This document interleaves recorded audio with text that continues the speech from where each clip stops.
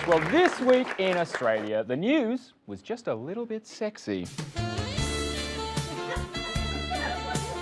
Sorry. That's my bad. Sorry. The news was just a little bit sexist. No, sorry. No, cut the music. Sexism was everywhere this week, with a depressing number of comments with which to start this segment. So it was really almost just like every other week. But we will start with Green Senator Sarah Hanson-Young, not to be confused with Hanson-Old, who is looking to sue Senator David Leyonhjelm after he told her to stop shagging men.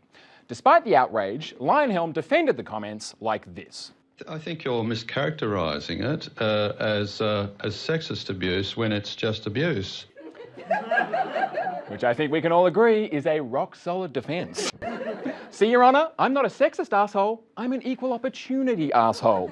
The defence rests. And then, Leyonhjelm, just to prove his good guy credentials, offered to apologise if Hanson-Young met a number of conditions, including stating that she no longer believes men are collectively responsible for the actions of men who commit violence, which, to be clear, is a position Hanson-Young denies she ever held. Good job, David. While you're at it, why not get Hanson-Young to renounce her previous support for ISIS? And that time she definitely said Ringo was the best Beatle. And an interesting side note to that story, last week Leyonhjelm appeared on Sky News to double down on his Senate comments with hosts Ross Cameron and Rowan Dean.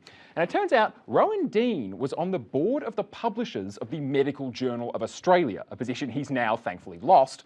And to be honest, I think we should have realised he was on the board after the Medical Journal's latest issue was titled, "Does Feminism Really Cause Cancer?" and other hypothetical questions I answered on behalf of the doctors. Then from the Senate to Triple M Radio, and former footballer and quite possibly evidence of the missing link Barry Hall was fired from Triple M after he attempted to make a joke and ended up being Barry Hall.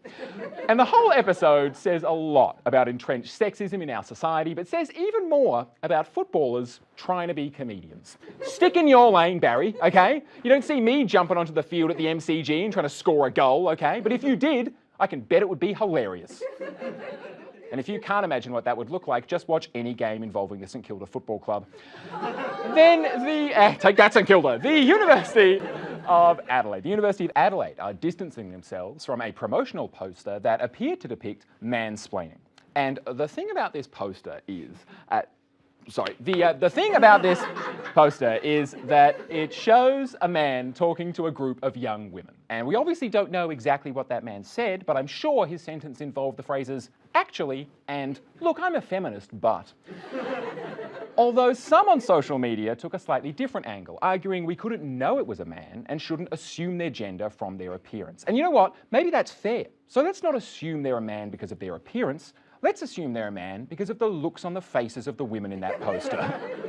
Ultimately, though, it turns out the image is not associated with the University of Adelaide at all. That photograph is actually part of a billboard for Renewal SA, not the University of Adelaide. And although the university has tried to explain that, they haven't had much success.